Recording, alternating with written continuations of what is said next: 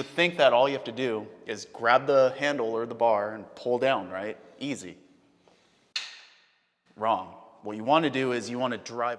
In this video, I'm going to share a few important things that you want to keep in mind as a beginner looking to build muscle. So if you're new to weightlifting, you don't want to miss this one. I'm going to show you an example push-pull legs training routine on a whiteboard so you can visualize it and, more importantly, learn how to create your own plan. I'm going to cover how many reps you should be doing in all your sets, how to fit cardio into your routine, as well as talking about mind-muscle connection and why it's important for muscle growth. Before we get into the first thing, I wanted to say welcome. If this is your first time here, my name's David. On this channel, we talk about fitness to improve our holistic health. That's right, guys, holistic health and wellness is the most important thing. I know we've been focusing a lot on training routine content lately. We're just gonna roll with it. Like the video if you wanna see more training videos like this. Subscribe to the channel so you don't miss anything. All right, the first thing I wanna talk about is how many reps should you as a beginner be doing for all of your exercises? 15 reps for all of your upper body exercises, 20 reps per set for all of your lower body exercises. That might sound like a lot to some of you, but I think it's beneficial in your first couple years lifting to learn the movement at a lighter weight, doing sets of higher reps. The reason is you don't have very good mind-muscle connection yet. If you don't have good mind-muscle connection, what can happen is you load all that extra weight for the sake of getting strong, but you transfer that weight to parts of your body that you don't necessarily want, like your joints and tendons. And that's why as a beginner, it helps to learn the mechanics of the movement when you're not struggling to move the weight from point A to point B. And so you end up not stimulating the right muscles at the right time. That's a problem. The quickest way out of the gym is getting injured. We have to, at all costs, stay healthy in our first couple years lifting. A lot of positive momentum is gonna happen the first couple years. You do not want to get injured and disrupt that. You can always add more weight later. I understand the allure of lifting some heavy ass weight. You got that fresh new tank top and that insane pre-workout. You're ready to go. The next push day, you're about to crush it. But keep in mind that you want to lift smart. Well, you also want to lift hard. Let's talk a little bit about mind-muscle connection and why that's important for muscle growth. I'm going to do a quick demonstration on this cable machine over here. You would think that all you have to do is grab the handle or the bar and pull down, right? Easy. Wrong. What you want to do is you want to drive with your elbows, because when you drive with your elbows, that engages your back muscles better than if you simply pull down with your hand. It's a subtle difference. It might not look a whole lot different, but you'll feel different.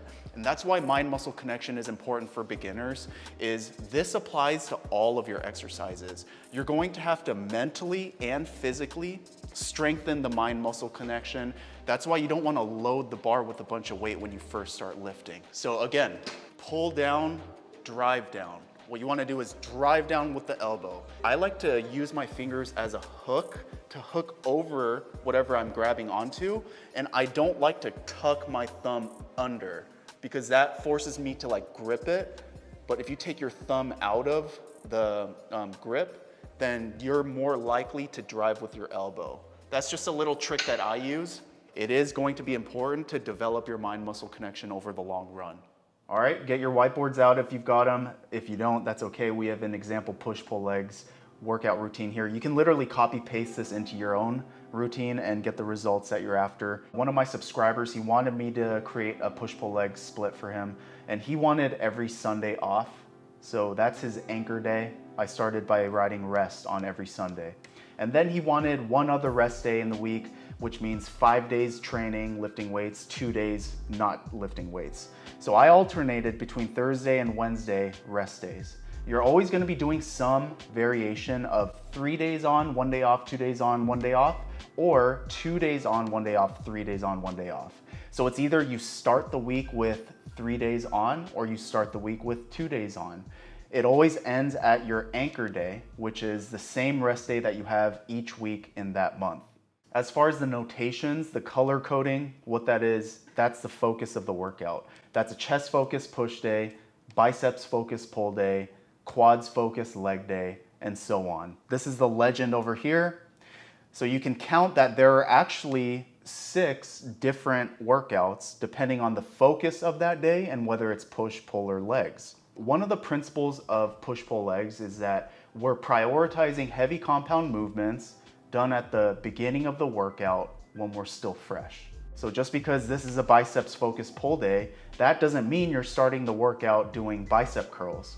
You're still doing heavy compound lifts that target your back primarily, because let's say normally pull days have 6 workouts, 3 of them might be focused more on biceps and the other 3 might be focused more on back, as opposed to, let's say, a back focused pull day, 5 exercises that are heavy for your back, and then you might finish it off with 1 exercise of bicep curls. If you're a beginner to not just lifting weights, but exercise, let's say you want to lose 30 pounds. Well, you probably should incorporate more cardio. You don't have to notate on your rest days when you're creating your schedule out, but you could do something like cardio, and then the next rest day do stretching. By using a dry erase board, it allows you to just make quick edits, erase, and things like that.